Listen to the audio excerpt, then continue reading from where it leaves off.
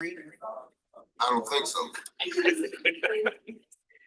How we coming, Sid? Yeah. We want to thank Sid for his final day at Plan RBA.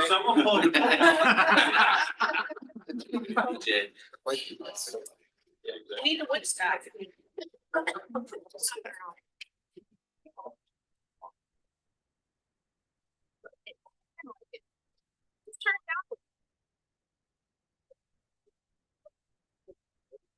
Oh.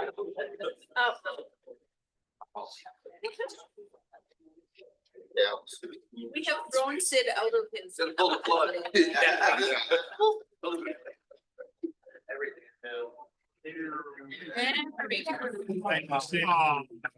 Now the drill's gonna start. Thank you, Sid. Well, good morning. Good morning. The time is 9:16, and I will call the joint annual meeting of the Central Virginia Transportation Authority, Plan RBA and TPO to order. We're here with our other chairs, Chairman McGraw. Sid, go ahead and cut that. Chairman McGraw, Vice Chairman Mr. Rogish, and we're joined today with our Chairman Emeritus of CVTA, Mr. Thornton. And Frank, thank you for being with us.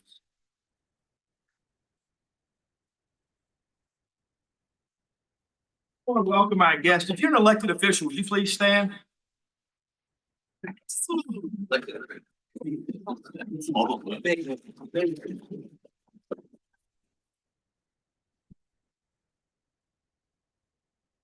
We're also joined by Senator Van Valkenburg, a representative from his office, Ms. Herring. Ms. Herring, thank you for being here, ma'am. And from Delegate Quinn's office, Ms. George Winkler. Ms. Winkler, thank you for being here, ma'am. Fortunate to have a number of our administrative and management leaders from around the region. So if you are a county administrator or county manager, would you please stand? Thank you for joining us.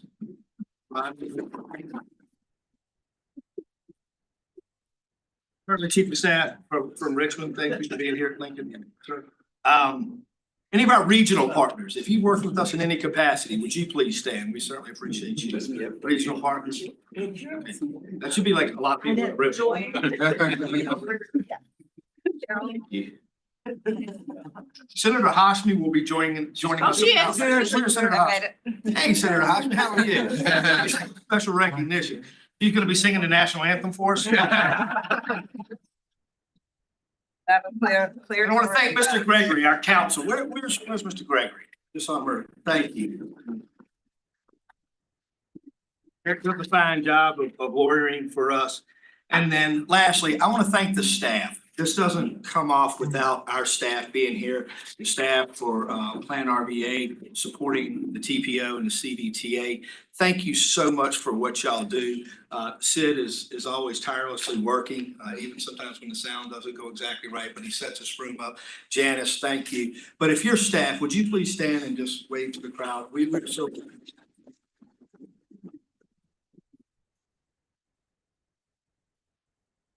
Time I'm going to ask Mr. Spoonhour if he lead us in the Pledge of Allegiance. Absolutely.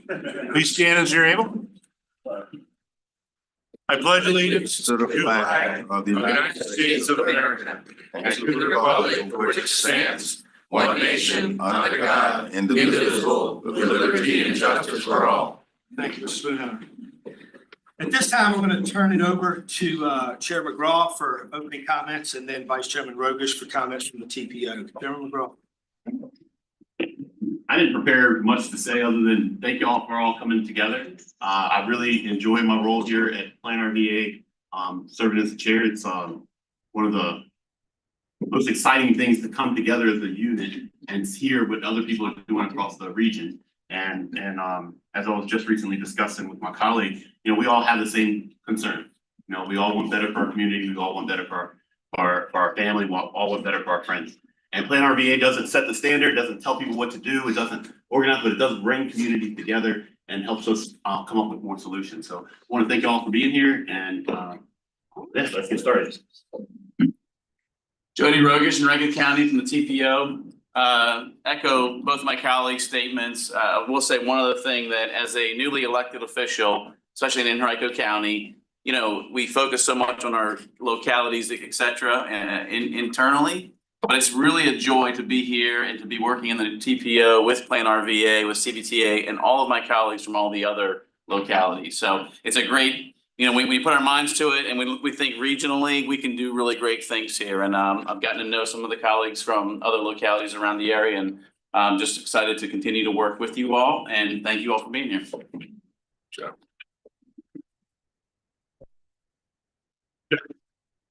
Thank you. At this time, Ms. Scott, will you please call the roll?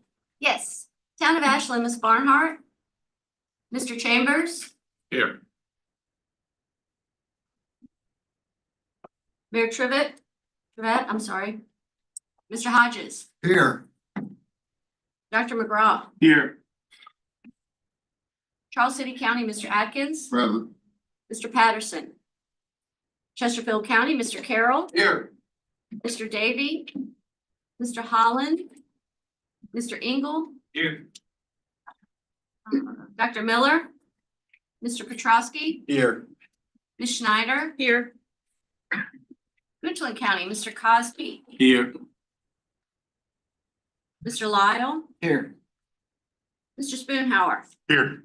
Mr. Waters,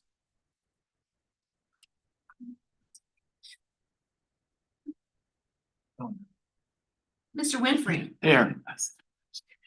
Hanover County, Chair Davis, Present. Ms. Dibble. Here.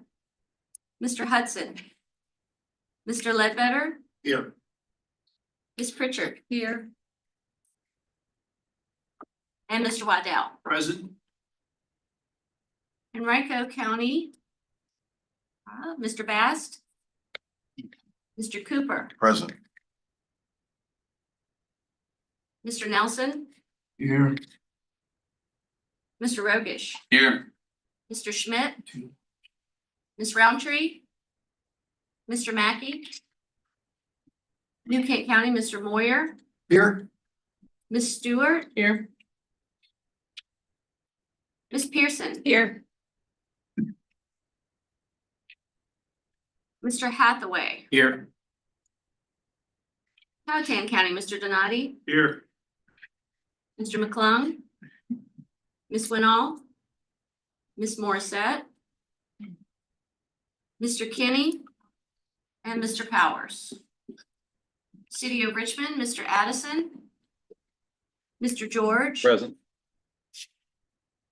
Mr. Poole, Here. Ms. Jordan, Chair Newbill, Ms. Robertson, Mayor Stoney. Capital Region Airport Commission, Mr. Miller, Mr. Rutledge. Commonwealth Transportation Board, Mr. Davis. Federal Highway Administration, Mr. Nelson, Mr. Rucker. FTA, Mr. Koenig. GRTC, Ms. Adams, Here. Ms. Torres. RMTA, Ms. Dean. Here. Ride Finders, Ms. Ruffin, Here. Mr. O'Keefe. RRTPO CTAC, Mr. Bunn. Senate of Virginia, Senator Hashmi. Here. Virginia Department of Aviation, Mr. Harrington. VDOT, Mr. Rich, Mr. Totten, Mr. Riblett. Here. DRPT, Ms. Dubinsky, Here. Mr. Trogdon, Mr. Hudson. Here. Virginia House of Delegates, Delegate Cousins. And Virginia Port Authority, Mr. Edwards and Ms. Nelson. That concludes roll call for attendance. Thank you, Ms. Scott. We're also joined today by both of our executive directors, Mr. Chet Parsons and Chet, if you would stand, and Ms. Martha Schickel from Plan RVA and Executive Director of the RTPO. It's my pleasure to introduce Ms. Schickel. Thank you for being here and running this program for us today, ma'am.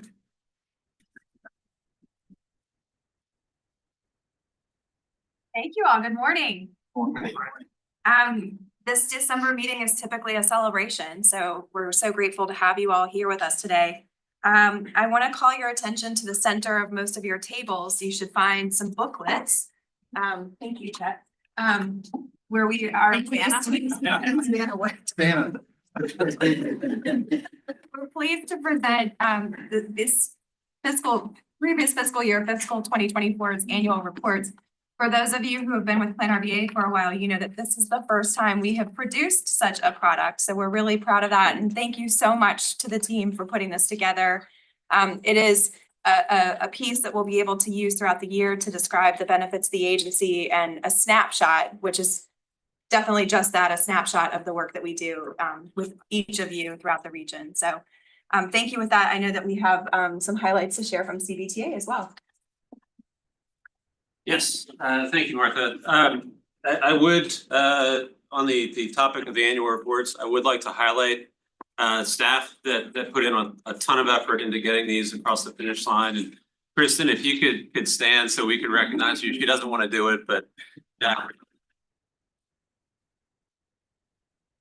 a huge improvement over what we've done in the past, and we're excited about being able to share this information with the community. Part of what I think all three agencies focus is being a better representative to the public and telling the story about what we do as a region. It's not always easy to get your head around. So I think these reports will go a long way towards making that happen. I think one additional thing that I wanted to share is that CBTA has a brand new highlight reel video that has been produced showcasing some of the projects that have been approved over the past year. And Sid, if you've got that ready, we're gonna give you all a taste of what that video looks like.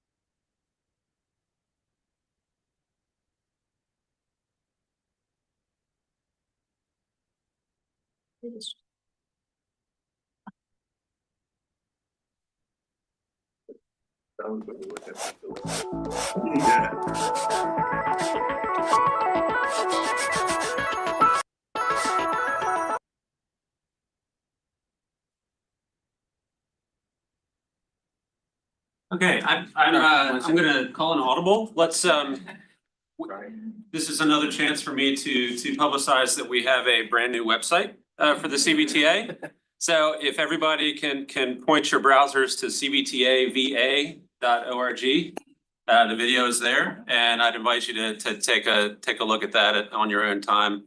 I think, Martha, do we want to move forward with the rest of the agenda? Okay.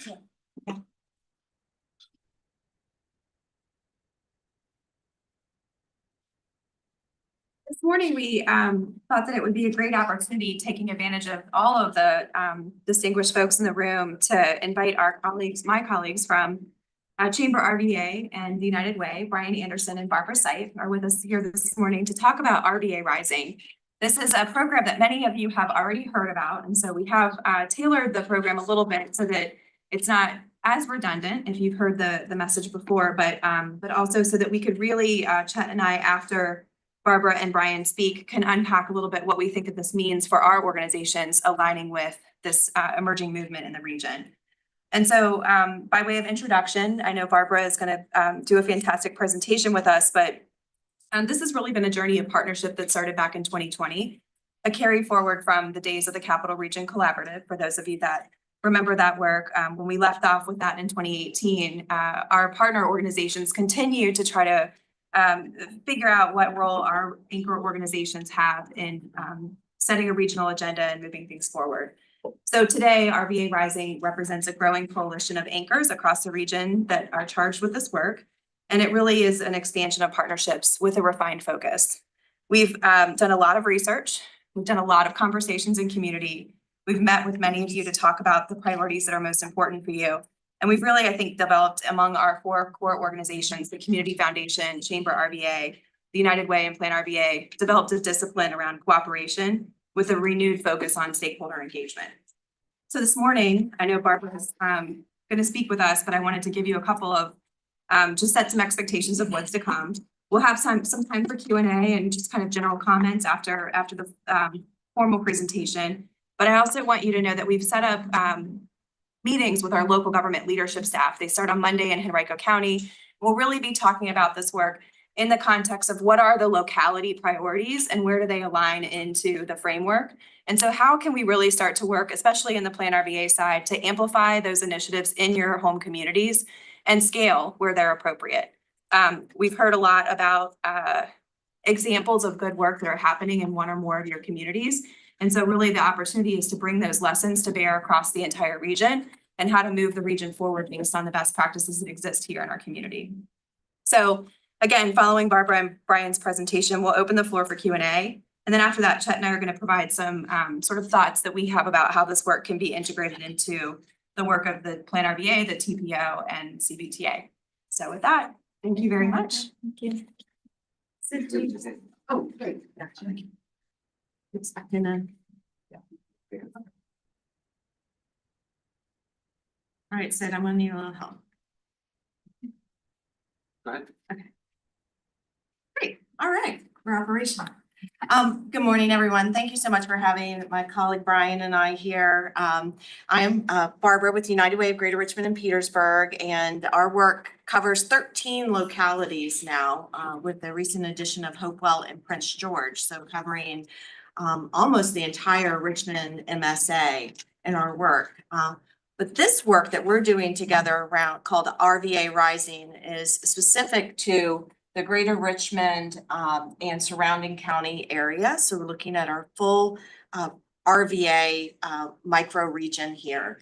And it's really important as we look at this because the work that we've been doing for the last several years to bring attention to what it means for everyone to rise really comes down to, we've talked a long time about looking at cranes in the air and building and housing and development. And this means these are great things for our region and great things for our economy.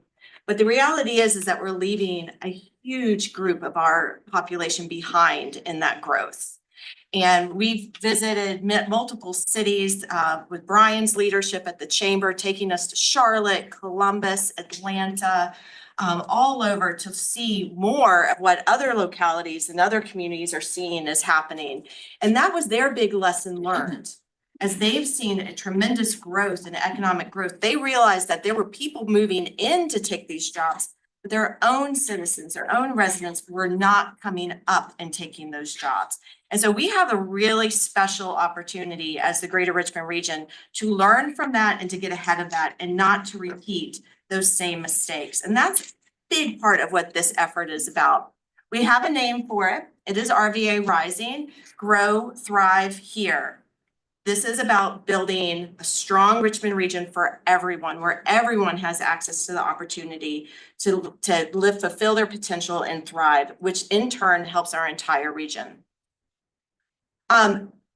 Martha talked a little bit about the history and the work, and I'm going to walk very quickly through these things that I think she covered that, what we're trying to build here. But what we're looking at in the data supporting this, as I was talking about all people rising and having access to opportunity. This is a map that was done by Harvard economist Raj Chetty. And he came to Richmond, Plan RVA, Community Foundation Chamber brought him to Richmond to look at what was happening for our people here. And this was 2021, I remember. Yeah. And this map just shows you one example of what I'm talking about. This is a heat map that basically says that kids who grow up in underprivileged neighborhoods will earn even less than their parents did when they reach adulthood. That is not normal. That is not typical. And that certainly is not the way we want our region and our residents to be able to exist and thrive. I'm going to show you some information later that shows this in comparison to Charlotte, which is really compelling as well. So over the last few years, and really like there's been so much momentum in this last year, 2 years of our work together. We have talked with over 1,000 community members and community groups. We've made presentations and facilitated community conversations with the nonprofit human services community, the business community, with civic groups, religious groups, everyone trying to really both build an understanding of what the data is telling us and how our community residents are really doing, and get that feedback to inform what does it look like for us to come together and move forward and build a stronger, more vibrant, thriving region for everyone. Where we are now, and this has all led to a lot of great work, and where we are now is really at this precipice of big momentum and big change. So we're using a collective impact framework. If you've heard of collective impact, really it's a great way of describing when you have multiple people or multiple organizations and sectors coming together to work on something, you need to have some organization of that, right? And you're not going to be able to meet every single group's agenda, but what you do is you find where's your common agenda. For all our elected officials in the room, this is what you do every day. You find the common agenda to work on those problems that you can move, right? That's what we're doing. So we have using a collective impact model, we have our common agenda, we have a vision that will have upward economic mobility for all. This is something that at United Way, we're adopting this into our shared vision as an organization. We have mutually reinforced activities, so we're co-creating strategies. This is informing community foundations, grant work. This is informing United Way's work. This is informing the Chamber's work and our larger coalition as well. And then we're going to set a policy agenda. One of the things that we heard over and over again in every community setting is that without policy, we are simply coordinating services. We will not affect the change that we need if we do not address policy. So that's to come, where we'll look across the work and see what are those policy implications for us. And then we're investing in that. So each of our organizations are changing how we do business. We're reallocating our resources and our staffing and putting that together. And then we're asking our partners, our larger coalition, to do the same. Think about how you do business. How do we all start rowing in the same direction? We don't have to be in the same boat, but let's form that movement and that momentum in the water so we get to the finish line together. And then how we align data. So there's a lot of work. Plan RVA has been in the lead in this work. We are building out our regional indicators. We're building out what that looks like down to census level. And then using that data, not to dictate what needs to happen, but to provide directional guidance and informing how we're making progress. And then lastly, communication is so important. Not only how we're communicating as organizations working on this together and localities working on this together, but how are we communicating and engaging the community at large? Critical piece of this work. And I think that is one of the things that separates what we're doing today from some of the past efforts and how we've learned and built from the past. And then lastly, supporting backbone. None of this happens, honestly, none of this happens if there's not people waking up every day to think about it and put their energy into it. And the more we have of that, the farther we go. So I'm going to talk now about the framework and more of the concept of what this takes, what this looks like to have a thriving region. We did a lot of work. We looked across the country. We looked at national models. We looked at cities that are doing great work. And we identified a couple of frameworks and we settled on one. It's from the Urban Institute. And what it lays out is that basically for there to be a strong, thriving community, 3 ultimate things need to be in effect for every person in your life. For me, for you, for your neighbor. We need to have economic success, access to economic success that's equitable and fair for everyone. We need to have dignity and belonging. Every resident, no matter your ability, your background, you should have dignity and belonging in your community. And lastly, we should have power and autonomy over our lives. So those being the ultimate things. To get there, what we would look at is then 5 pillars of a structure of a society, of a community. The first is around opportunity-rich and inclusive neighborhoods. This refers to housing. This refers to space, transportation. This refers to access to resources in your community and in your neighborhood. The second pillar is rewarding work. Everyone has access to the education, credentialing, and job opportunities that they can access and have equitable access to those things.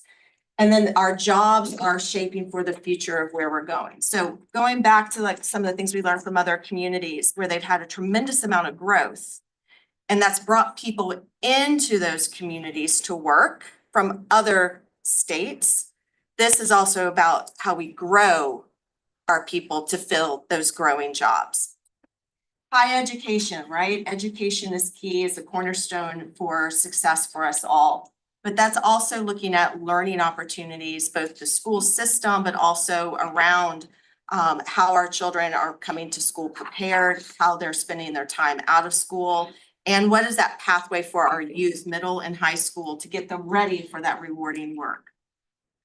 Fourth area, healthy environment and health equity, access to good health services, green space, environment, access to healthcare. What are those preventative factors that are affecting populations in our communities, subpopulations that are due to stress, could be racial barriers, those addressing each of those things. And then lastly, responsive and just government, a community where everyone can be a part of the system and a part of voting, a part of serving, a part of engaging with their local government. Where we're focusing, I already walked through what each of those things mean. Where we're focusing right now, our work is around opportunity-rich and inclusive neighborhoods. Plan RVA is taking the lead on transportation, and Partnership for Housing Affordability is taking the lead on housing. So as this grows into this coalition, this alliance of efforts, those are our two priority areas. This is where there's momentum. There's clearly high need in the community as well. So we're working with a data work group that's made up of members of the staff here at Plan RVA, and United Way and the Community Foundation and Partnership for Housing to build that regional indicator system that I talked about.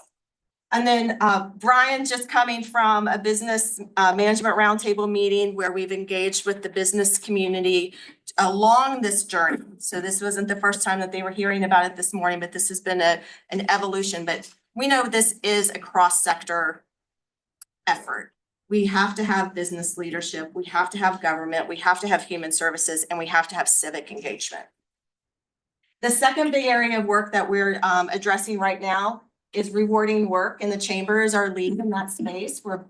We've combined an effort called Workforce Coalition RVA that was a build out from our community college systems and our human services systems that was focusing on the underemployed, underskilled. And that is combining with the chamber's efforts to build that pipeline of workforce looking at our youth. So we're bringing that together in that space. And then with high quality education, that is under development. We're working right now with some partners to find who's willing to step up and be that backbone and lead facilitator in that space. And then with healthy environment, our friends at Richmond Memorial Health Foundation have been doing this work for many years around health equity and have pulled a group of both funders and local governments. Many of your health and human service leaders are on that group as well. And so we've been meeting for the last year, talking about health equity plans. And we have a big project that we're just getting ready to kick off. So as we look forward now, going into 2025, some of our priorities, we're getting better organized. As I said, this requires people and resources and commitment and passion and attention. So we are organizing our staff across our anchor organizations and building our structure for how we're going to move this forward with accountability, not only to one another, but to you and to the greater community at large. We're expanding our outreach. We're building a coalition structure that will allow for that accountability and that engagement as well.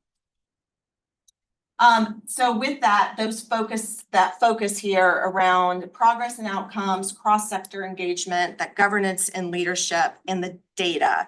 We have a website that will be launching in January. Saren here at Plan RVA has a beta site for the data indicators and I'm sorry, alpha site.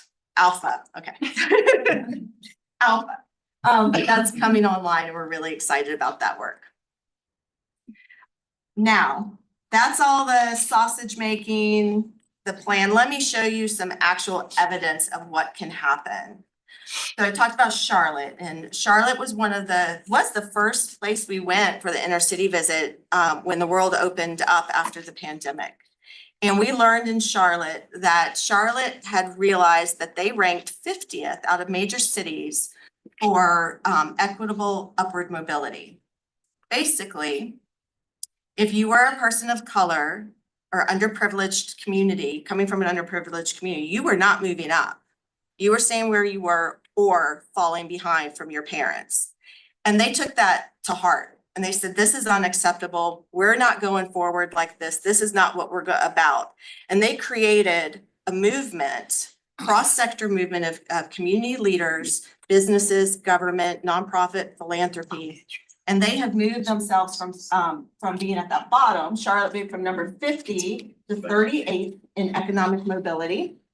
And then now they are ranked number 3 out of 50 on economic mobility progress. So they are on the positive path. They are making great progress in that space. And we are learning from them. Sherry Armstrong with Community Foundation, our partner, who sends her regrets that she couldn't be here this morning, but she is just down in Charlotte. She was learning from their group, and we're taking that learning from their work and applying it to us. I'll talk about that in a second. But this is what I was talking about around looking at the growth of one generation to another. What this chart is saying is that in the Richmond region, young adults born in 1992, so looking right here, are earning less than their predecessors born in 1972. In Charlotte, so compare apples to apples, right? Because like that's a different age, you know, your earning potential changes as you get older, your expenses go down. Compare that to Charlotte, which started, if you were born in 1978, 26,000, 1992, born in 1992, 5% increase. So there is clear evidence comparing here that we could do better, that there is better. And that by coming together, we can make this a go, and we can achieve so much more together than we can alone. And so that really comes back to how we do that. So Community Foundation has set aside funds to get us going, to get this effort in place. As I said, each of our anchor organizations are putting our resources on the table to make this happen. At United Way, we're getting ready to adopt a new impact agenda that completely aligns to the upward mobility framework. We have a 8,000 donor reach. Like it's all about how do you each use your power, your influence, your reach to make a difference and align to this work. And that's what we're doing. Structurally, go back to the sausage making. Structurally, we are organizing into teams along with our governance leadership committee that will be forming. And then with each anchor organization, building a work group and alliance team for cooperation around each of these major areas. And that's where we are. We'd love, Brian, do you want to add some flavor and context here? Great job. That was a wonderful presentation. And we didn't provide this much depth so that you could leave here being an expert in any of that. It's hopefully to create some interest, something that might have gotten your interest in some area that you have a passion for. And you can ask more questions now and then later. We'll make sure we send this presentation out to you all if Martha and Chad agree with that. A couple of points. As a former elected official at the local level, let me tell you what it's not. If somebody here is thinking, is this a new regional governance structure? No, it has nothing to do with governance or providing government. It is, how do we accentuate the great work all of you are already doing? Each locality is doing phenomenal work and representing those that you represent. But it's how do you, and you all know this with the transportation structure, if nothing else, you know, roads don't stop at the locality level. Neither does education, mobility, workforce, all those things are regional in mindset. So how can we make sure that there are no barriers to success, of no reason we can't put resources where they need to be across the region to get better outcomes? That's the first thing that it's not. It's also not a true plan. I mean, it's not something you're gonna get a report in 6 months or a year that says, please go do this. What it will do is organizations like the four of us that have been doing this for a while, but also you, the locality, say, where can we align our already great priorities, plans, and resources to get, again, better outcomes? So 1 + 1 = 3. I'd also say that it's a way that we can benchmark against those places we all know we're competing against. You don't have to be a local economic development director to know we're constantly competing for talent, for jobs, for economic development investment. Those happen every single day. And currently, the data says that we are not in the midstream of attracting talent like some of the places we compete against.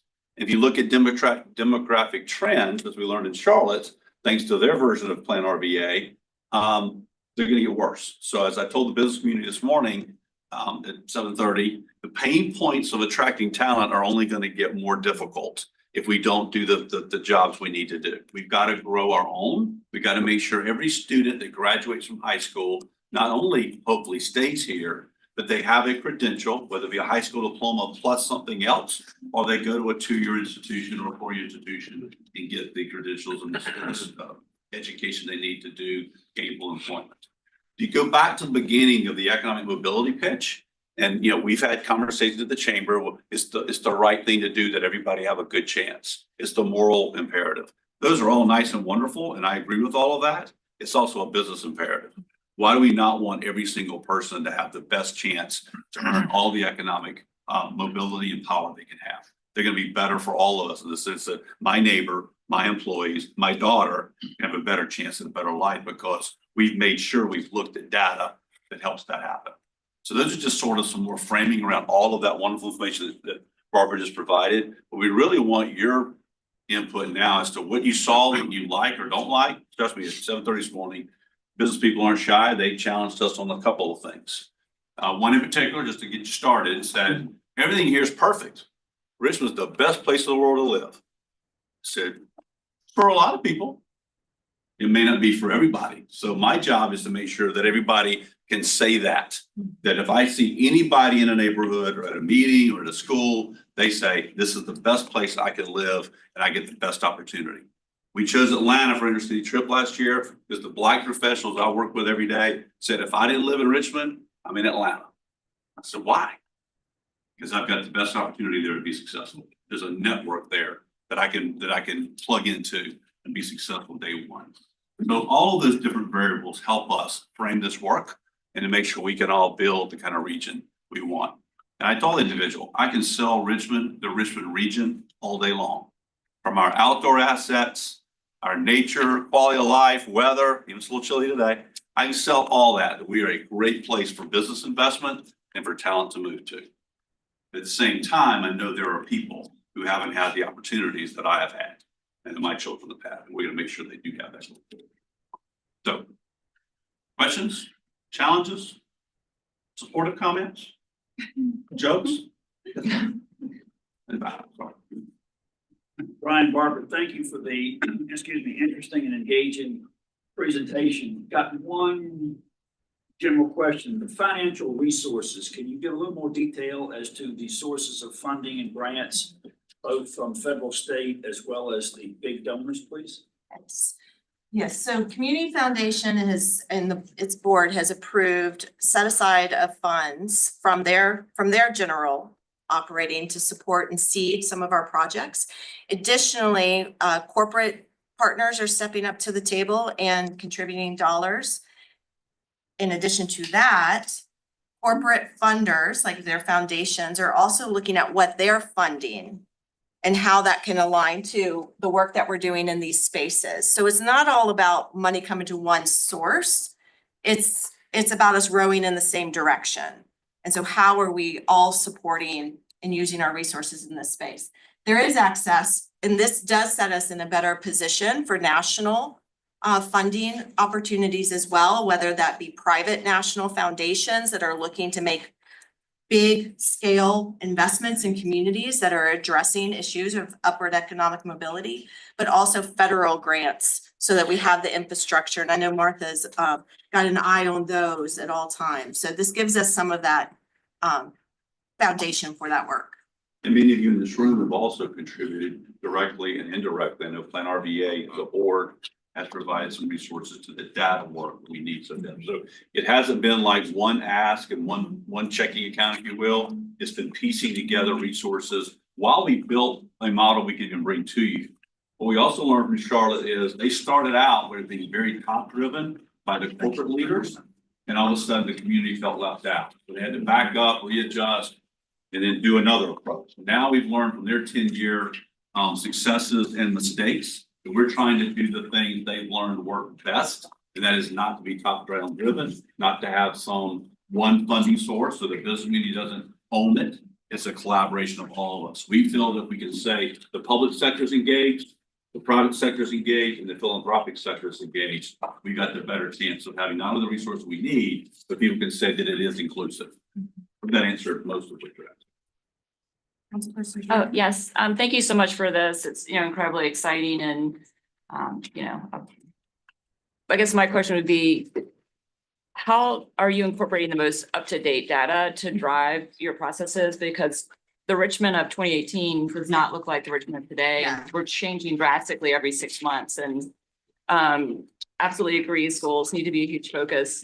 And I think it's not just our lower income community members that are getting pushed out and underserved, but now I've seen a lot of our middle income families feeling that squeeze. And how are you staying as current as you can to guide your work? That's awesome. You're leading that effort. Yeah, I think two things. Yeah, there's a lag on data. And so I think we're not trying to hide that. And so it's really important that when we use this data, we use it with that lens in mind. And so to the extent that we can have up-to-date real-time data, we're gonna work to collect that and produce it and make it available on the dashboard. But that's also why we're really careful, and Barbara touched on this point of making sure that the data is sort of directional, but not prescriptive. And so we want to make sure that the performance metrics are with the institutions that are delivering the services and delivering the programs, and not kind of happening up here where it's disconnected from the work on the ground, if that makes sense. I think we've got challenges that many of our communities know about census figures. And so we know that, and we're trying to be mindful of how we push this data out to make sure that we're frankly caveating it with the reality that it could either be a lag, or there might be some discrepancies or questions about the validity of it. And so it's a tricky subject, but that's one of the reasons why we're building this collaborative team. We have some pretty rich resources with the Federal Reserve that do have access to some more real-time data, and that's going to be really helpful to us. But also being able to pull on the survey information that happens at the locality level and some of the real-time information from providers, I think we'll be able to bring kind of the time lag to a close. Thank you. And we talked about the metrics being an illumination or a development alignment. I don't envision us, and we do, probably shame on us, but you shouldn't worry about there being any kind of ranking report in the newspaper that says this is how we rank our localities. That doesn't help anybody. It could be as we meet with, county manager Patulkas, it might be, here's some things we see across different jurisdictions. Does this match what you see? That way we on the same page with the data, and we say, now what do we do with that? It can't be that it's the ranking reports that make people feel good for a few minutes or make people bad for a few minutes. Those get you into trouble. So that's not the use of the data. As you look at things like even in the workforce arena, we're right now trying to compile some information with our education partners. What's the number of credentials that were delivered the last 3 years? Not that we want to hit one division versus another, but it needs to know if we know 60% of all jobs starting today going forward require a credential, and we're only delivering 22% on average across the region, we're not going to have enough of the talent for the jobs that are open. So it's how do we get those measurements that then will align with action? What that means. I think one of the more stark things that I noticed was the average income data. The fact that we are that much further below, that's one thing, but to look at the fact that the number even nationally is only at 32,000 for an average income. Mhm.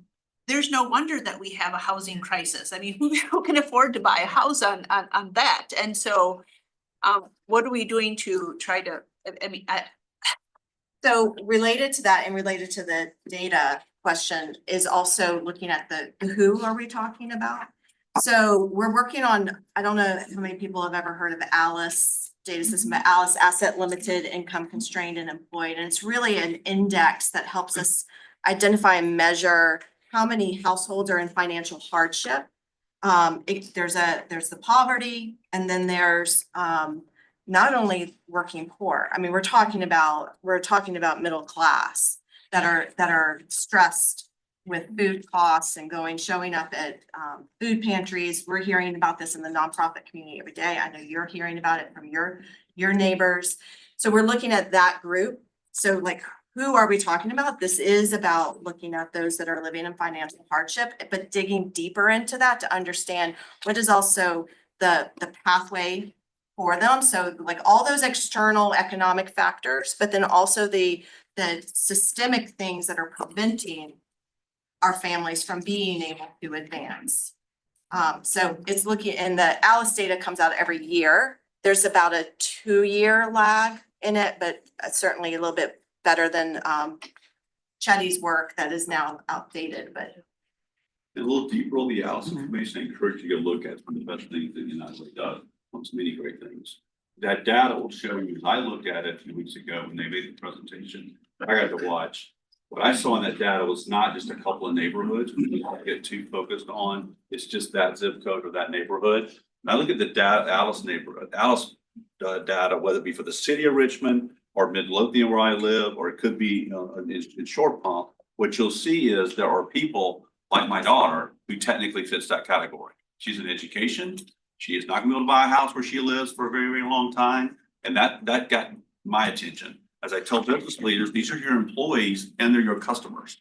So if I'm your consumer of your product and I'm having a hard time living, I'm gonna buy a lot less of it. So it's imperative that we all figure this out and get that under control the best we can. It'll take a long time. But also would say that as you look at, again, this is not data that I can pull off the top of my head because I look at it in a lot of different broad categories, but right now I would tell you that very few people are moving to Richmond region from Atlanta, Charlotte, Nashville, or anywhere else south of us. Because our cost of living is still a premium above those localities.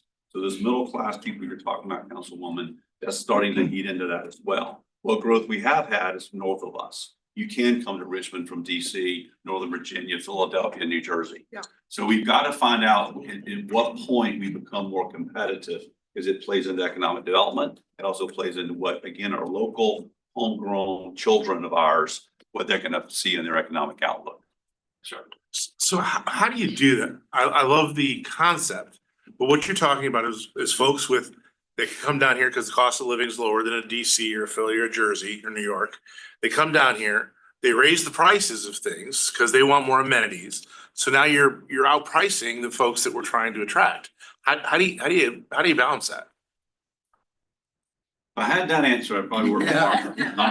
That's the key to all this, right? I do. I think, and that's why we all got to look at all the information we can, because that's, I think, is a big reason why South Carolina's on every list right now as far as growth. Why Georgia, Tennessee is incomparable with that. Texas can have some other issues. They're starting to cool off a little bit, not heat wise, but economic development. People look at other issues they've got. So I think we have to know, one, where we rank, what are the data, and then what can we do? So we're not ready to say that today because we're still building the framework, but it's got to take all of us, because you're exactly right. If I look at that, I say, if somebody in Atlanta, executive in Atlanta says, I can't move 20 people to Richmond because they can't afford to live, that affects us in the long run. So I don't have the answer today, but it keeps me up at night. I'm sorry. Jonathan Lyle Goochland. What was that movie that came out, Everything All at Once? Is there a hierarchy in here? I mean, do we start with responsive just governance? And I apologize if I missed that, but, and then I'm looking at high quality education. It says preparation for college. We got a really robust CTE program. If anybody needs a plumber, good luck. I mean, calling a plumber, you're going to wait a week. So get the buckets out, I guess. But, you know, is that truly, where do we start? Or do we just say we're going to do them all together all at once? We're starting one where there's the coalition of the willing and momentum. And where does the data tell us that is most important right now? So that's housing, with Partnership for Housing Affordability, and I know they're working with increasing housing stock, affordable housing stock in the Richmond region. And laid out some big plans, and I know some of our local governments are putting large amounts of dollars into that will look at that affordable units and as well as supportive housing for vulnerable populations. And then transportation. So in the inclusive neighborhoods, we're focusing on transportation and housing. And rewarding work is our second pillar, but within that, we are focusing on that post-secondary credentialing and CTE and preparation to go into career or college. And then also looking at the underskilled population for workforce development and access to jobs. To take the second one, which trust me, that you do, but not as well, because we're gonna be trying to help with that. You're right, plumbing. There's no fast way to get 50 more plumbers. But we gotta start. So whether it be the apprenticeship problem with the state regulations, whether it be getting industry to actually start teaching it rather than just hoping it comes out of the community colleges, we've got to get very tactical on that. So we've got business leaders now saying, yes, I could take one of my senior people and help them become a teacher. Put them in the community college or put them in the high school. But you're right, CTE and Goochland are doing well. And right, we got great CTE programs across the region. They got to get increased. 33% is not going to get us there. 7 out of 10 children, students do not need a 4-year degree. That's national. And yet, if you talk to 50 parents tomorrow, 48 are going to say, my child's going to a 4-year university. I did it to my children. And the question is, would they have been better off becoming an IT developer or whatever else they wanted to be? So we've got to change language. Also, we touched on governance a while ago. Again, don't get carried away that there's any fault of governance in the sense of you think of local government. Governance means if we've got to go to the state and say, we struggle to hire technology teachers because they have to make the same thing as the English teacher, that's a policy issue. Or if we say the number of class hours you have to take aren't counted if the CTE class is only an elective. So how do we talk to the Board of Education and our delegates and senators about how do we change policy that gets the outcomes that we're seeing? So it's all of that. So this is what I don't think either one of us, this is a 10-year minimum outlook. Because we didn't get her overnight. We got to all be looking at how we want to build and continue to build our localities and our region to be the best it can be. And competition is great. I've been in business a long time. It makes me better when I want to beat the guy down the street. We got to be thinking that way as well, be more competitive. Yes, sir. Tom Winfrey, Goochland. You mentioned Capital Region Collaborative. And I sat on that. And I recall my initial time on that was very exciting.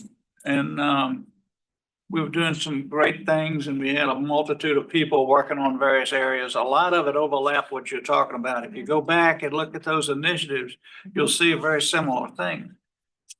My time towards the end, I started expressing my frustration because we weren't doing anything. We didn't have results. We weren't achieving anything. And I kept saying, we're going to lose our credibility. Now I got off, I think in 2015, and you said it lasted until 2018.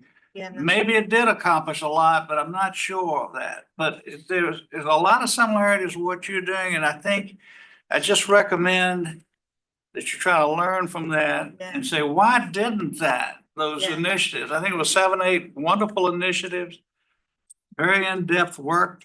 A lot of resources went into it. Did it flounder? Do you know? I would think I would know by now. Yeah. Some of that stuff would have, Let's be transparent, I wasn't here. Would have been I can tell you what I learned. The regional kindergarten registration effort that came thanks to the CRC, we were able to have a place to bring something that needed regional collaboration and decision-making. And that is because that table was there that we were able to get that done. good. So sometimes it's those things, right? Like it's gonna be some things that get identified down here that in order to make it happen, we've got to have a place where the decision makers are that will say, yes, we're on, let's get it done. And that group goes and does it. Sherry was a part of this CRC, if I remember correctly. I was not on the CRC in my role at that time, but interacted with it. So I think there's also a lot of lessons learned from Bridging Richmond, if anyone remembers that, the CRC. This is all about, for football fans, right? Sometimes this is about moving the ball down the field Right. and learning from the last play. How do we get a little further this time? These are big problems. Yeah, I have to add, I think it is true that the moniker CRC kind of went away, but the work that fell under it has continued, full bore. And I think some of the things that we'll hear about today with CBTA is an example of that. I mean, the cooperation that has happened in this region around transportation since 2016 is remarkable, and it's because of the people in this room. And so I think, you know, from a branding perspective, maybe we could have done a better job, because I was a part of the tail end of those years with the CRC. We didn't probably lay a lot of claim and credit to the momentum that was building specifically to CRC, but it was the spirit of it. And it was the essence of that kind of cooperative, multi-sector approach that has gotten us to where we are today. And so, you know, in some cases, I think maybe RVA Rising is a little bit of a learned lesson from CRC, and a kind of a reframing that maybe we need to get a little bit more crystal clear on kind of the focus, and not try to do 8 priority areas all at one time, and not try to move the ball in so many different directions, but to really kind of focus in. And I think also, as you probably have heard multiple times from Barbara and Brian, leaning into what's already happening in the localities. And so that is another kind of key tenet of this effort, to make sure that what you all as local leaders have identified as the key things that you need to focus on are the focus, instead of kind of imposing another structure over top of that. So Back to just, the resource question, I think we learned, because I was coming here when that was ended.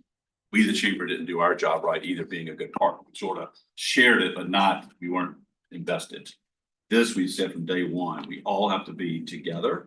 We have to have the right resources to make sure we can fund it appropriately, and then build it together, rather than be one day it's a chamber responsibility, next day it's Plan RV.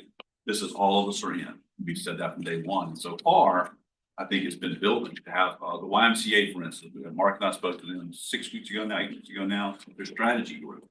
They came back and said, hey, we want to align the YMCA's priorities with RVA Rising. Come speak to our 200 spot board. So we did, and we took their questions and said, listen, y'all do amazing work as a YMCA, but what could you do if you looked at these priority areas as well? We can deliver credentials as well. I'm not trying to be critical. I just applaud you. Appreciate that. Just hold yourselves accountable, and let us hold you accountable, and learn, because I wasn't the only one that was frustrated with Capital Region Collaborative. And rightly so. Thank you. Thank you. For a lot of our programs in transportation that we look at 2045, 2050. And in this, in looking at the high quality education, we're talking about tomorrow. If you go back to the pillar of that, you talk about preschool. And when you look at that higher education, a lot of that has to do with changing the paradigm of how people think their life is going to be. Little sideline. If you work at McDonald's, you may become president, but you may not be able to afford a house. Okay, and for them to realize that is very, very important, what your expectations are. You need to go from preschool to higher education to certification, and do something you love, and that can make money. And so, you know, I think that makes the high quality education more of a 1B versus 3 on this. Well, yes, but I think I can't wait 15 years to start seeing something change. Mhm. There's some things we can do tomorrow where we can go to our high school and say, if there's 50 students going to graduate on June 1st, who's interested in this IT post-secondary? It may be a 6 weeks class, or it could be a 14-week, whatever. We can do that immediately. We also talked about going to Charlotte. Charlotte uses the terminology, the phraseology.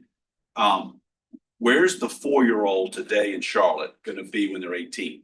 And we got to do the same thing. So our early childhood investments, which we're leading the country in Virginia and in the region, in the sense that we've got a lot more investment and resources to families to provide early childhood development than a lot of our competing states. But we're not done. There's 800, I think, just in Richmond, Lincoln, you may know, that need assistance that aren't in a program. Take that across the region, it may be a couple thousand, maybe 4,000. So even though there's work to be done, early childhood will determine whether you're reading at 3rd grade or whether you're doing well at 8. So all of that's got to be done again together. Doesn't mean we're not already doing some of that, but it's how do we look at the data that says where have you got some work to be done. In Atlanta, there's an organization called Think Atlanta Learns. I'm losing the term, which I never heard of this approach. And it says we're not going to go worry about where things aren't happening well. They take data out of every single quarter of the education year and say, if I'm having trouble with my math scores with Hispanic students in the 8th grade here, and over here they figured out how to teach it so the scores are better, what are you doing differently? So don't keep beating up the ones that the schools that you think are not performing well. Go accentuate or highlight the ones that are doing really good stuff. That's the sharing I think we can do across the region that will take us to better outcomes. I'm an optimist, so I hope that will do that. I want to say thank you to both of you and just really appreciate your time this morning.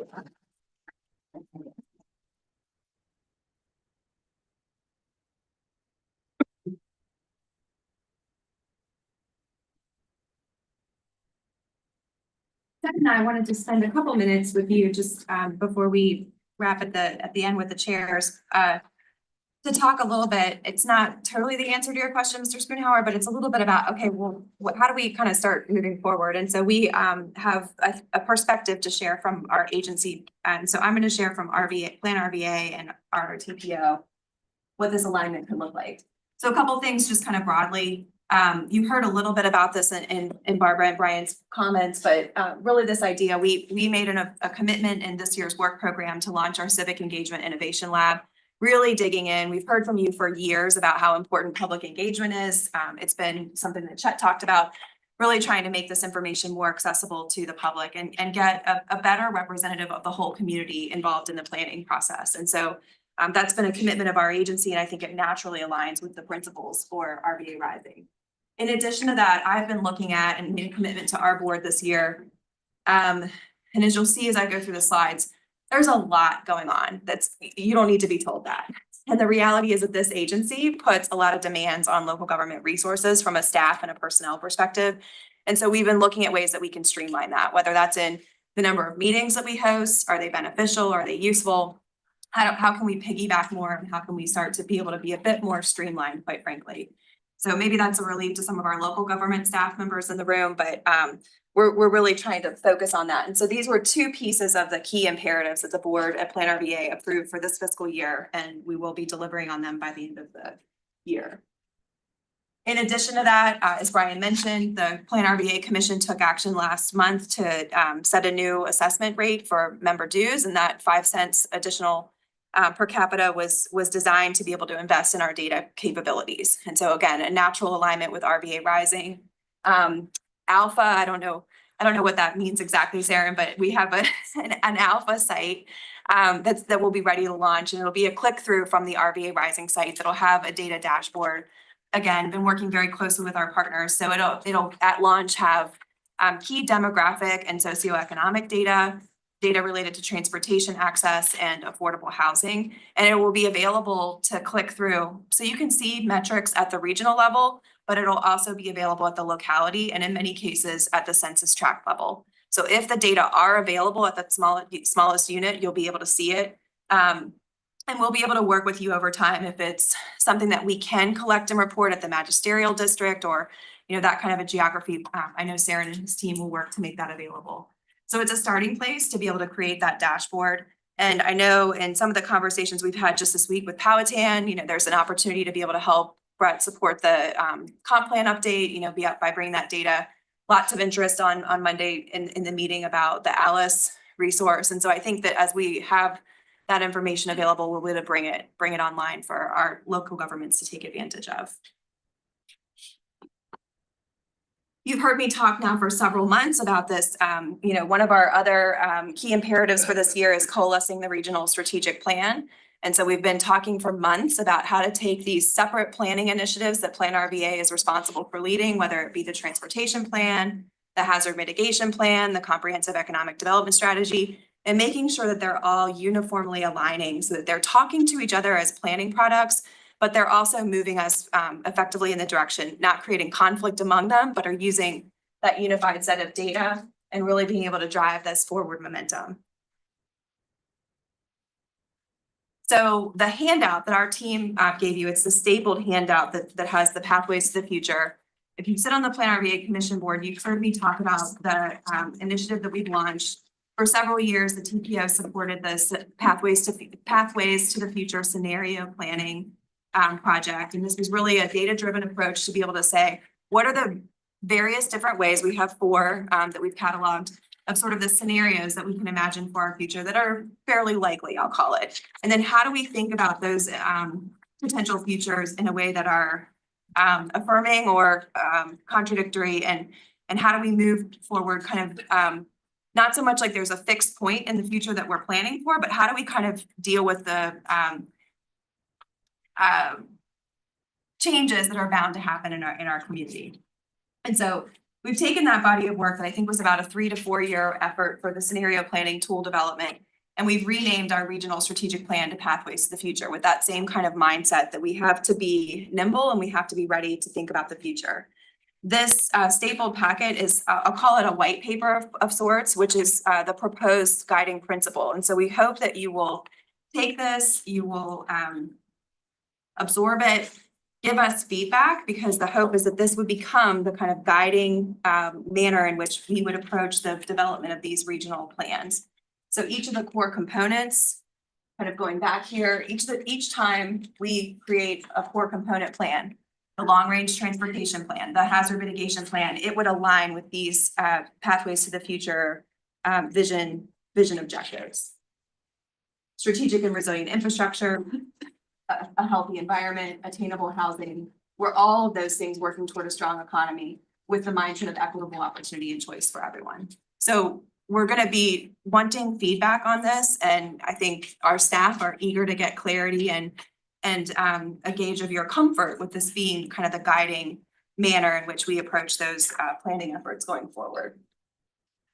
Specifically, how that relates to fiscal 2025 and beyond, we've got a lot of planning efforts underway.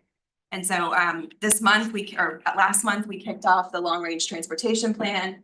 Our smaller jurisdictions are aware. We've been, I think we're in our 4th month now with the rural transit study. We just completed last month the public outreach efforts for that. We've kicked off the comprehensive economic development strategy, and that steering committee will be meeting, I believe, for the first time in January. We've been underway for better than a year now with Climate Resilient RVA, the greenhouse gas reduction plan that I think most of your jurisdictions have been briefed on, but we've got a steering committee represented by all of the 9 localities here in the Richmond region to move that forward. We were just funded for development of the Green Infrastructure Plan, which can be a support plan to the climate resilient effort. And I'm pleased to, I'll defer to Dr. McGraw, who will share a little bit more about the Climate Resilience Hub plan later in the meeting. And then finally, of course, we have our hazard mitigation plan that gets updated on a 5-year cycle. So all of these things are happening, and the idea is that they all sort of anchor back to this Pathways to the Future framework. So this is a joint annual meeting. It's Plan RVA, the TPO, and the CBTA. So Chet and I were talking a little bit this week about, how do we start to kind of connect the dots, and in conversation, we were, really thinking about what's the relationship or sort of the throughput of how the work on the planning RVA side, that's probably largely kind of like meta a little bit, right? It's the data, it's the community engagement, the planning. Well, in the transportation context, all of that work feeds into the work of our TPO to develop that long-range transportation plan, which is the guide for how federal funding gets allocated in the Richmond region.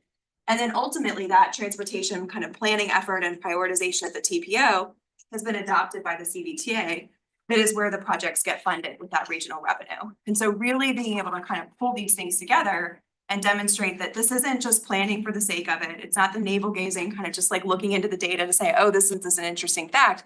But how does Plan RVA start to become a feeder of this information, whether it be community input, whether it be statistical data, anecdotal data, and start to drive that into these key anchors who are leading the work in core areas.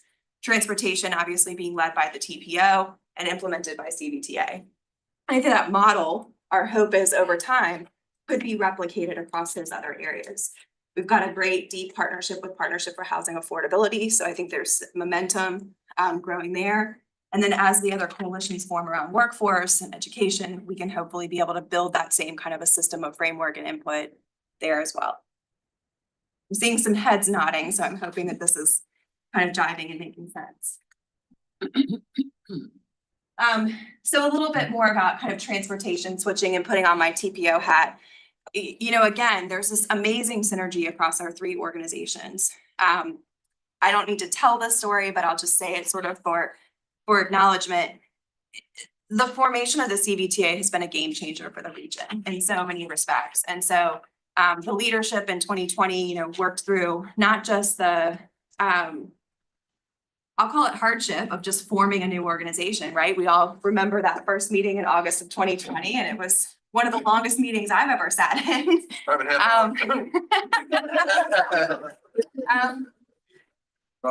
I mean, think about it, August of 2020, and then look at this annual report this year and the amount, sorry, Chet, to steal your thunder, but I mean, the amount of investment that's in the ground today, and that's not just on the regional side, but the local dollars as well. I mean, it's really astounding. It's brought resources to our jurisdictions to be able to hire transportation professionals. It's got resources to be able to get projects moving and move them off of that wish vision list and actually get them done. And it's also brought this amazing, I think, sense of cooperation and that real just 9 years ago when I moved to the Richmond region, you know, I would meet somebody and they'd be like, oh, it must be really hard to try to figure out how to get all the localities to work together. Nobody says that anymore. And this is like the shining example of that. And it's so exciting. And so I think about that and the inspiration that the revenue and the way that the revenue is allocated to transit across the region, what that meant for sparking a conversation about how we need to think about transit in our rural communities. So Goochland's been studying what transit looks like coming from service providers from the West. New Kent's been doing the same from service providers from the East. You know, what does it mean to have this hub of a provider in the region in the middle? And how do we start to really think long-term about what the expansion of transit service looks like? And I mean, I just have to say, Cheryl, kudos to GRTC for thinking so creatively. Transit doesn't have to look the same in every part of our region. And that's just, I think, with the micro transit launches and, you know, just so many of the things that are going on in the way that we think about and imagine transit. It's a totally different conversation today than it was just even 5 years ago. And so this World Transit Study is another great example of how that conversation at the CVTA level moved to action. The TPO allocated funding in this current fiscal year to be able to conduct that study. We've gone through the public engagement phase and now we've hired our, I think, have we hired the consultant yet? Not yet. The consultant, we'll sign the agreement with the consultant to be able to do the scenario alternatives for each of the jurisdictions in those 5 communities where we've studied, to be able to look at what options could look like to be able to deliver a different kind of transit service in those communities.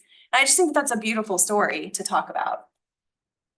So then we zoom up and we think about our next update. Mr. Moyer, you talked about, you know, transportation. We think about it. We're accustomed to thinking about it, you know, for the next 25 years.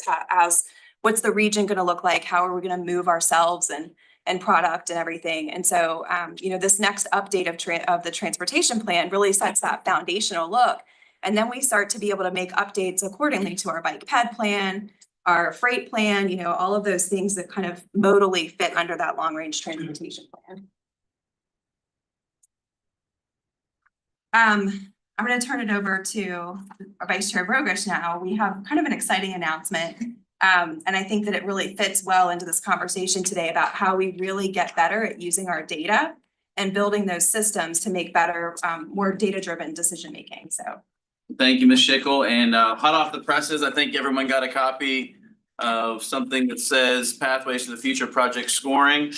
Very hot off the presses. I'm happy to announce funding through the Federal Highway Administration, a $1.495 million grant for the project scoring. So this will incorporate, I'm not going to read the entire sheet in front of you, but it will incorporate data and tools from Pathways to the Future for funding prioritization.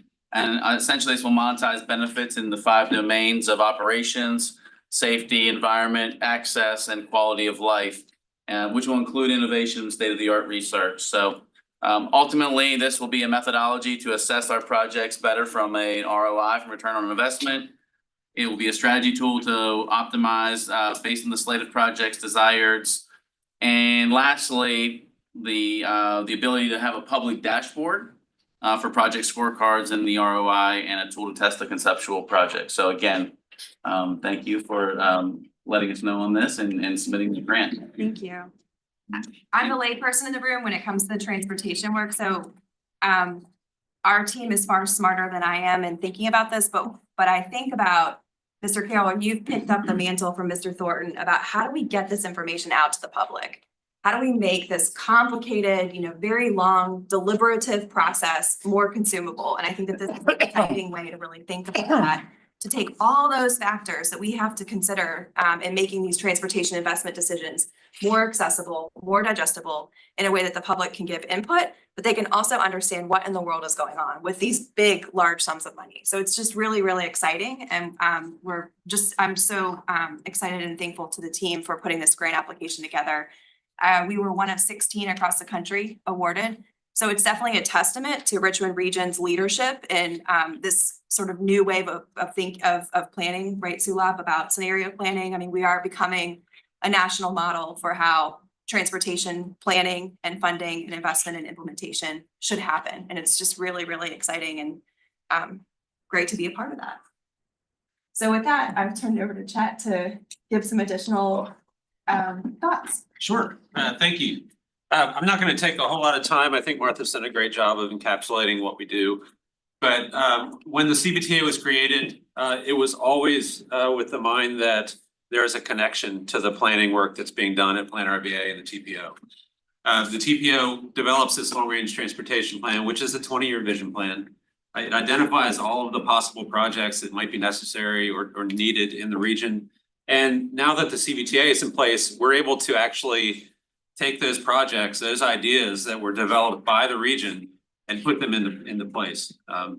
Acquire the right of way, do the engineering, and build the projects. So I am happy to say that since its creation in 2020, we've been able to commit. I think the number is just north of 1.2 billion in funding to all of the necessary projects that have been identified in the Richmond region. And it's a testament to the cooperative nature that Mr. Thornton initiated back there at that August 2020 meeting, and it's been continued by the great leadership around the room as we've moved forward. So I think that I don't need to say a lot more. I think that the CBTA, in terms of RVA Rising, may be something to look at in one aspect of implementing the cooperative nature of the region. And we are excited about the options that present themselves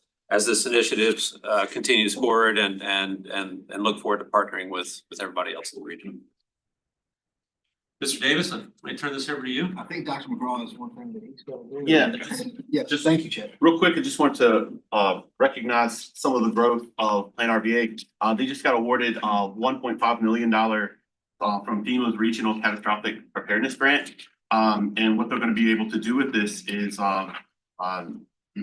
identify areas of resilience and locations where during moments of crisis we can take care of people. And so, like, enhanced regional resilience, support for vulnerable populations, collaborative community efforts, and sustainable planning for the future. So congrats to Plan RVA.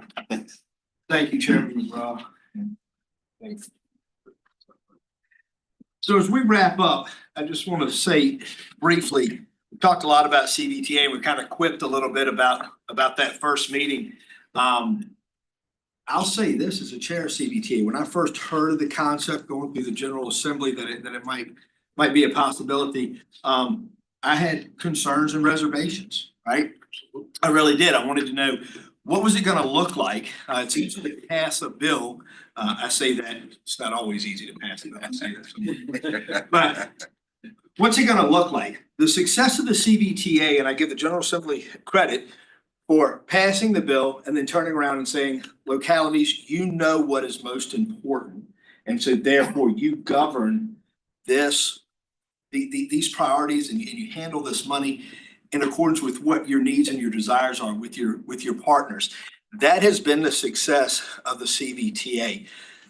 I will tell you this, you heard me say it before, those who've heard me talk about the authority, it's about deliverables, right? We don't speak in abstracts and we don't act in abstracts. We don't say, well, this would be neat. We don't have a lot of neat things that we do. We put real projects on the ground, that's not just metaphorically, with the input and the understanding from each locality, what the importance is in that locality. Then we come together and move massive amounts of money to deliver real important projects, but projects sometimes have been on waiting lists for years and years and years. Those who are familiar with the SIP, they just know it's cyclical. The 6-year plan is just kind of cyclical. Chairman Nelson said the other day at his workshop, showing some numbers, right? And not all of the numbers were connected to Henrico, but he made a very poignant comment. And he said, you know, there are a lot of things in other localities that have a benefit to Henrico. It was very insightful, and I appreciate you saying that. That's exactly how this works. So as we wrap up, let's talk about that first meeting. I called Mr. Thornton the other day and we were talking about some things. And he described the first meeting as stormy. I remember it was during COVID. And there were certain folks that were going down there in person, and then the rest of us popped popcorn and tuned in online. Mr. Carroll, how long was that first meeting? What was it? 5.5 hours. 5.5 hours, right? Man, there was no intermission, there was nothing. But it came together, and so when you look at these numbers, just to talk a little bit about math, these numbers, while they're impressive, really don't tell the whole story.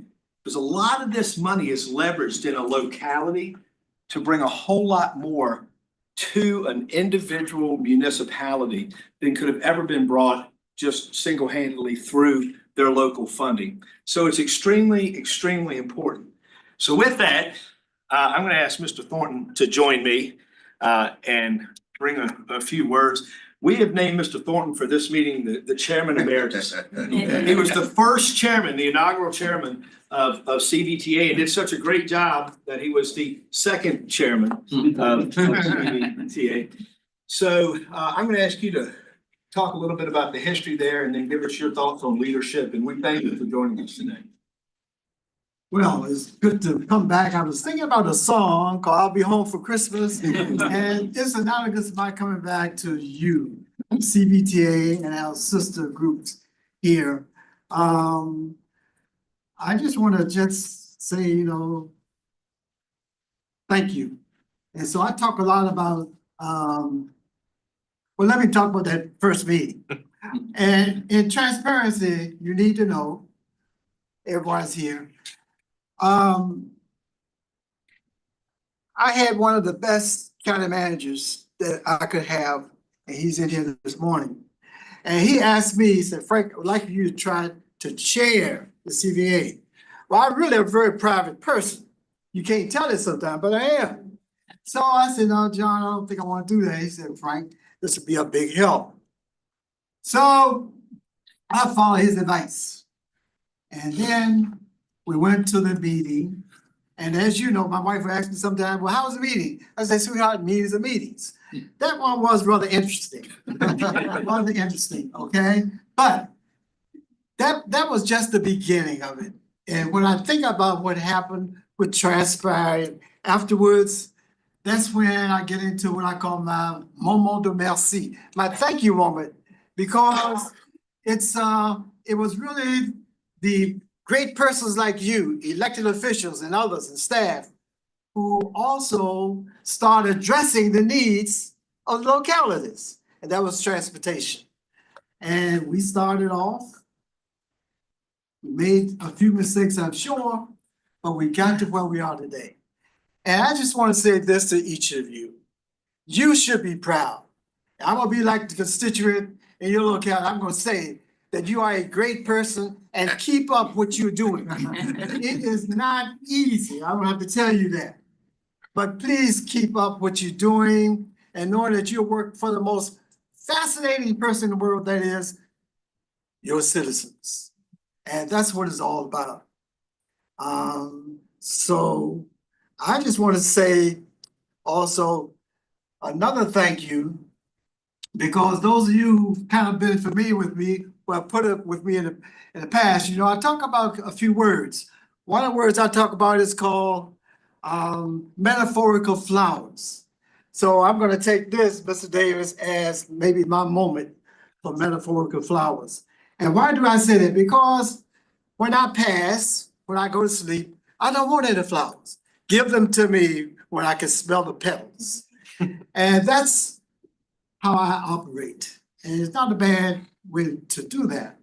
So I thank you for recognizing me. Let me share this little story with you. One lady, you know, when I was in office for 28 years, one lady, I guess she was a little exasperated, said, well, by the way, what do you do anyway? I thought she knew what I was doing. So when I never did answer her, I guess, but what I was trying to do is to show good leadership for my locality. But that lady was frustrated.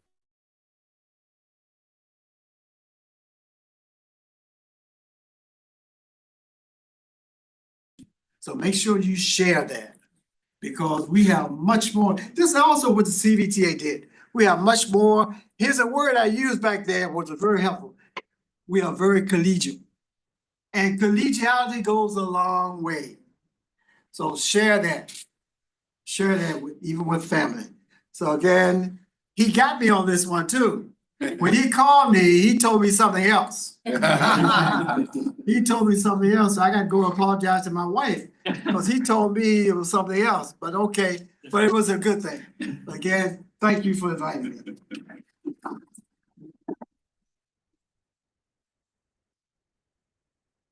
What it's referring to is, I read through the bylaws. I don't know what authority I don't have. I just know the authority that I do have. So I created an award unilaterally called the Frank J. Thornton Chairman's Award for CVTA. In the first year, this is the inaugural year, and I presented it to Henrico County.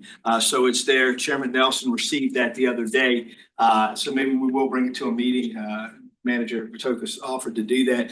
But it's designed to highlight leadership within the region and those who've contributed. So that's the award we talked about. What I didn't tell him was this. We wanted to present you with a chairman's plaque as we invited you here, and said, you know, come on around here, Frank. I'm going to ask you to stand with me as we present this and then a few others, but thank you for your leadership. It says the Central Virginia Transportation Authority inaugural chair, Frank J. Thornton, for 2020 and 2021. So thank you for your service, sir.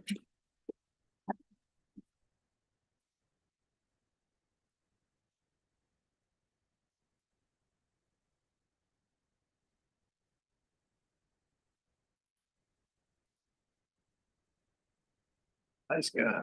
I'd like to ask you to help me present these. Is Mr. Carroll here? Is Mr. Carroll still here? Chairman Carroll came in 2022. Kind of smooth things over. But we thank you, Kevin, for your leadership, and ask you if you'd like to address folks and tell a little bit about how that went in 30 seconds or less for an entire.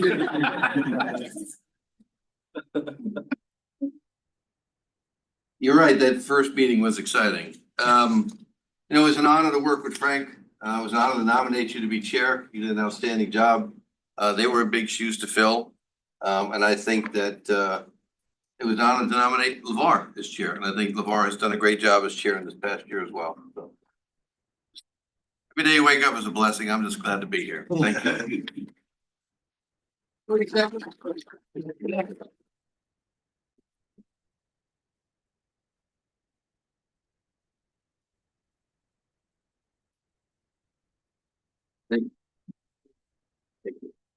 I know you can't believe I did that in 30 seconds, right? And then I don't think Chairman Stoney was able to make it, but his chief administrative officer is. Would you come up and receive this? And since you got like a few days left, you can say anything you want to. Tell us all the things you wanted to say. But if you would accept this on behalf of Mayor Stoney, we sure would appreciate that. And if you have a few words, yeah, absolutely. Well, it's an honor to be here on behalf of the mayor, and I will just say, I'll use this opportunity not to speak for him, but to speak for myself as the chief administrative officer. I think it was even before I assumed that role that had the opportunity to work with some amazing colleagues and Administrator Manager Patokas, Manager Casey, Miss Manager Harris, Rue Harris at the time for Hanover County, and then working with the broader region. It was just a great example of folks sitting down and saying, I understand that your locality's needs are here and yours are here and ours at the city, we're there. And we sat down figuring out how to build this opportunity in a way that met everyone's needs, not one party's needs. And it's just amazing how it has come together and it's continued to do that and it's met that goal. Thank you.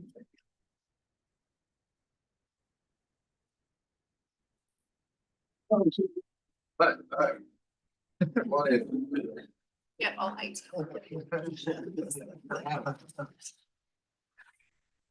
Well, as we wrap up, local government's an interesting thing. I say there's nothing that happens on a state, national, or global scale that doesn't have a local impact first, right?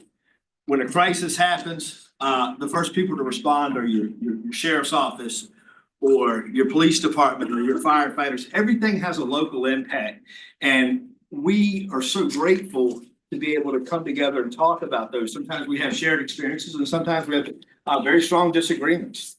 And I tell folks, these are not kumbaya authorities, commissions, and boards. There are times we have to talk about really tough issues. At the end of the day, though, we're focused on the deliverables. So I'll leave you with this.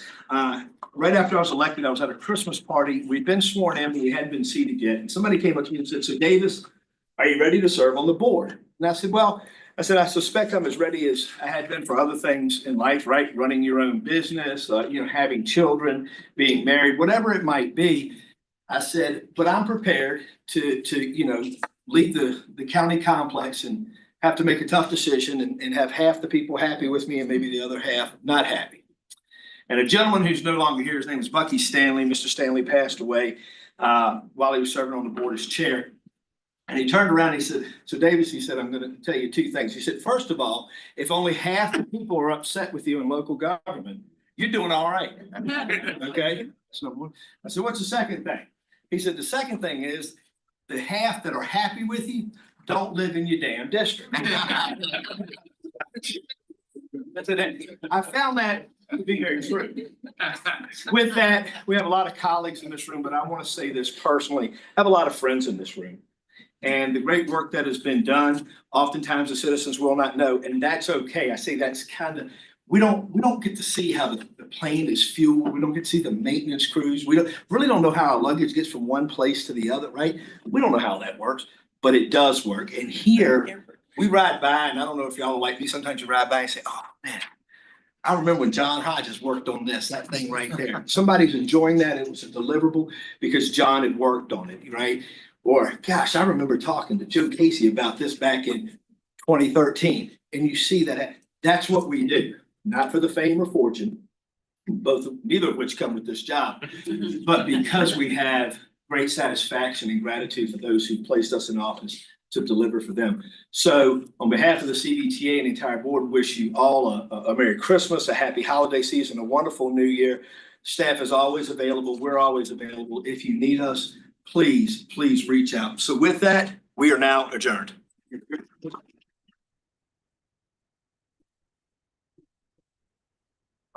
Yeah. I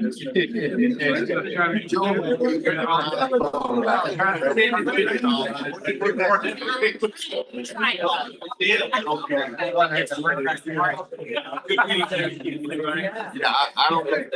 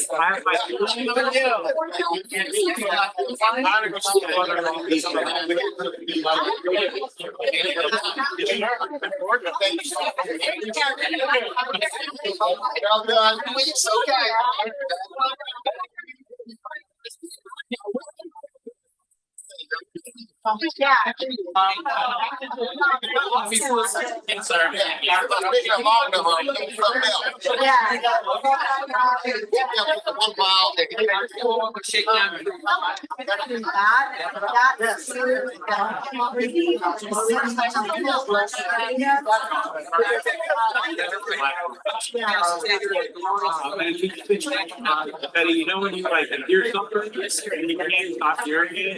That happens, so when you said it, I'm like, oh, here, you know? Yeah, I'm gonna look more into it, so I need to do it. So, I work for the Department of Housing and Community Development in that building. I'm here as a part of like the citizen representative. None of your questions are right on like this. To my knowledge, each locality has one. I got here and city council. I always think out of these things super inspired. Good energy.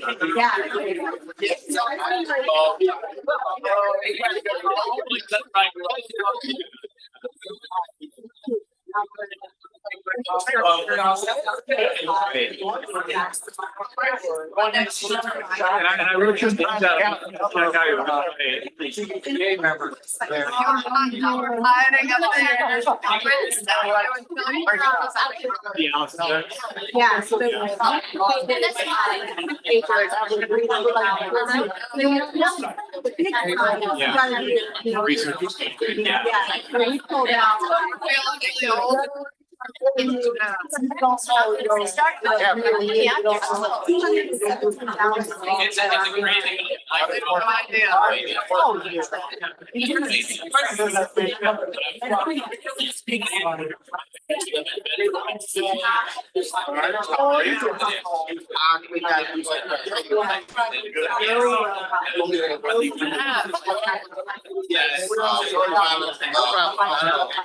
And after I get a thing, I never come back to work.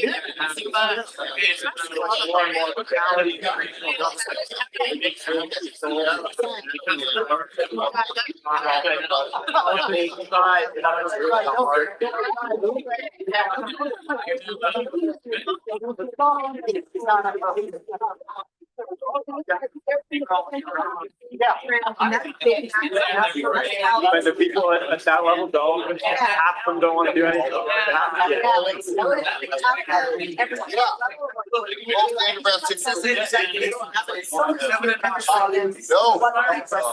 David did that.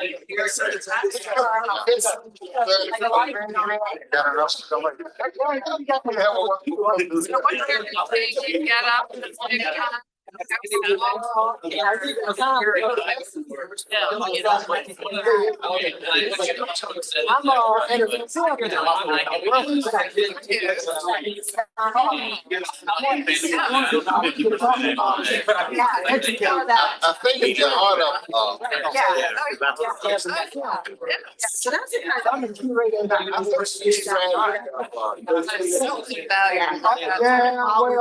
Different experience.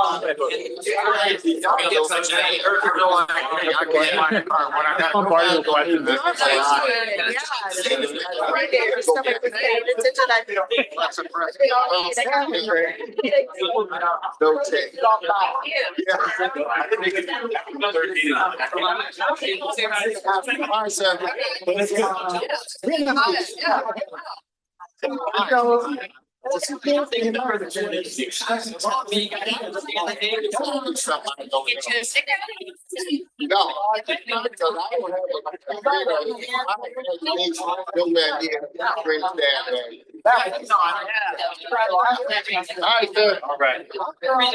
Good seeing you.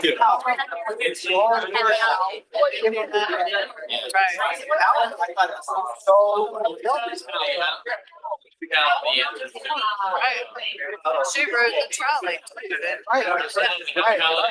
She also had all bucket. And all bucket. You know, when I was teaching,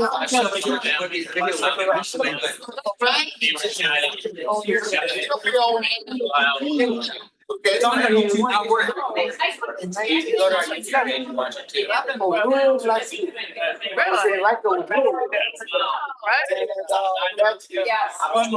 $1 million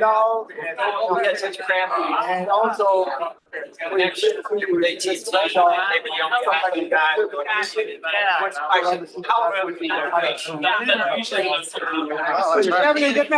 million back then. That's worth 32 years.